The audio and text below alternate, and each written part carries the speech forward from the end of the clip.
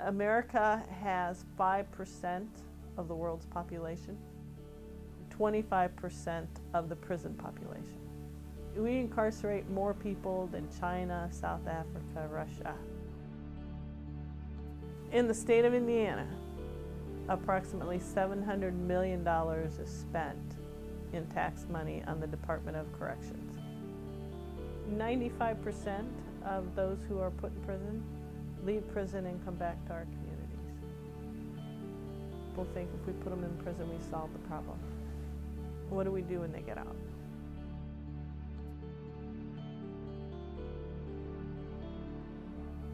Fairly uneventful childhood. My dad, we moved a lot. He ended up working for the Department of Corrections. And through that, went to different institutions, one of which was the Indiana Boys School. Spent a lot of my childhood kind of really living on the grounds of the boys' school. We were at an opportunity where I kind of basically committed to school and to be a stay-at-home dad.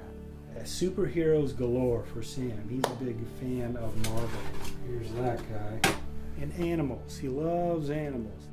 But he loves it, helps him go to sleep. Maybe it's the giant rat. And with that, then allowed me more time to do things like volunteering.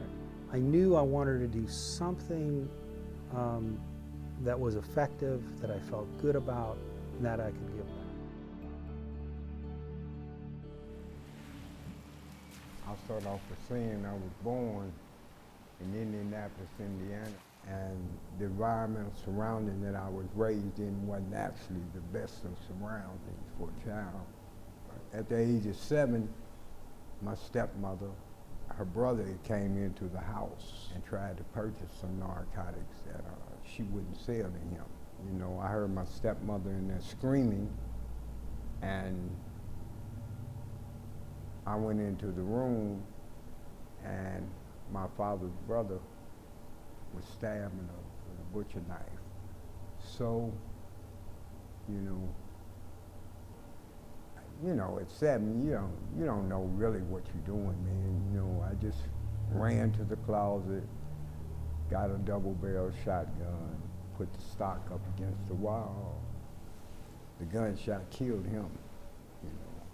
And I was sentenced just like they do here in Indianapolis, Indiana, to boys' school. I was sentenced to St. Charles Youth Authority until the age of 21.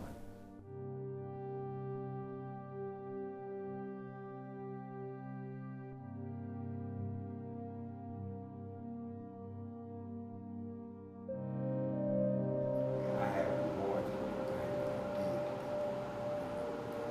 I've taken. I can't bring it back. I can't get back. But as far as going to prison, I don't know, maybe, had I not went to prison, I probably would have great. Seriously.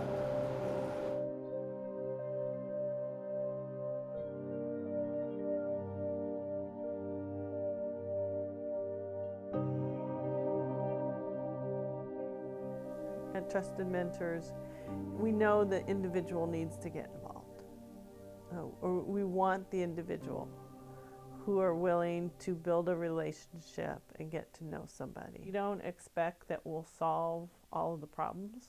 Incarceration is such a big problem, but we want to help people leaving prison or leaving homelessness do it better. We want to support them in their efforts to change, to stabilize their lives, and then to help them succeed. It's just one-on-one, and you're building a relationship with someone, a long-term relationship to affect change.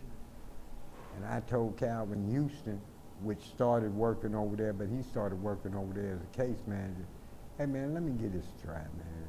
I got to give me a mentor, man. A mentor? As old as you are?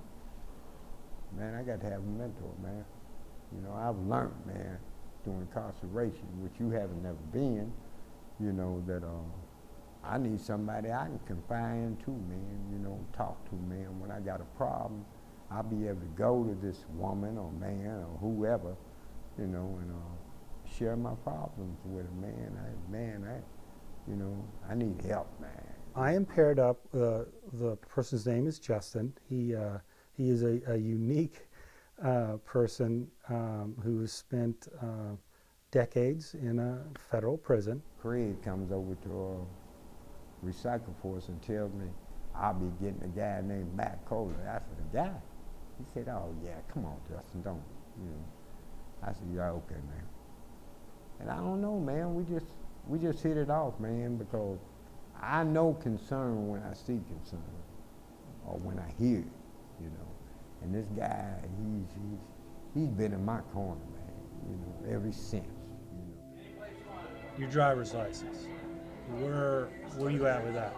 Get ready to get it this month. All right. That'll be key for that next job. Were you apprehensive knowing that he was in prison? Coming kind of where I grew up and kind of being exposed to,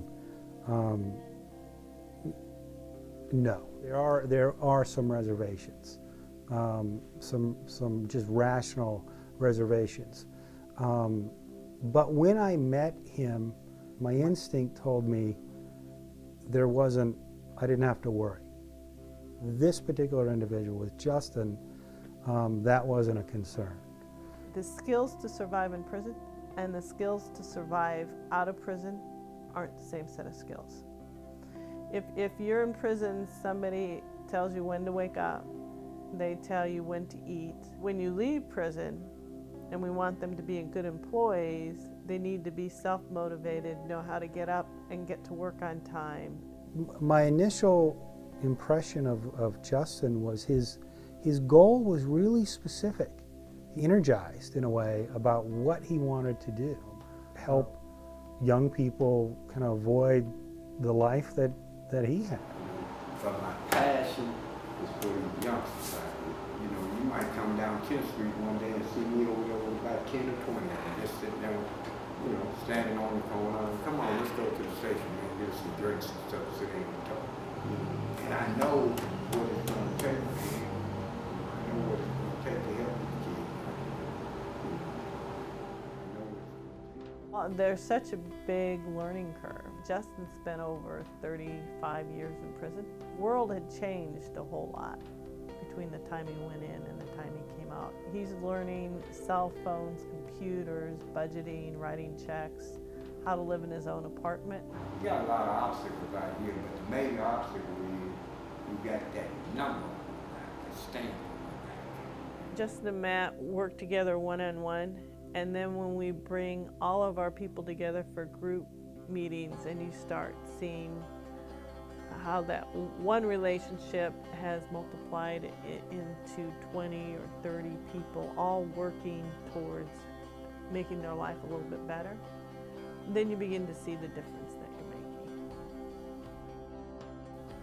We know that 85% of new offenses happen when the ex-offender is unemployed. What do we think is going to happen when we really don't address this issue of people coming out of prison and not having the skills to really survive? Now look, there are people in prison that belong in prison, but then there are other people that, need to have a chance. Putting a lot of people in prison, and then they're leaving prison and finding employment difficult to not possible, housing difficult to not possible. We've created a system with it, lost capital in terms of people who can't get employed, and then sometimes we turn to prison because that's the only place where they can get survive anymore. I think without all the help, man, I probably just make that call and I'm coming back. But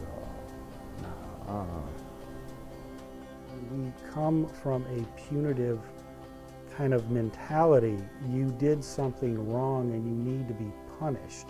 You might want to take into account what that is and looking at that person. Now, can you help everybody? I don't know. But we gotta try. If whatever isn't working, we'll change it. But we have to move in that direction. And it can start at the community level, it can start at a state level, and it can start at a national level. You know, that's why I do what I do. I mean, I'm not really too concerned about politics, but I am concerned about what I do, my values. And so I'm going to live those out.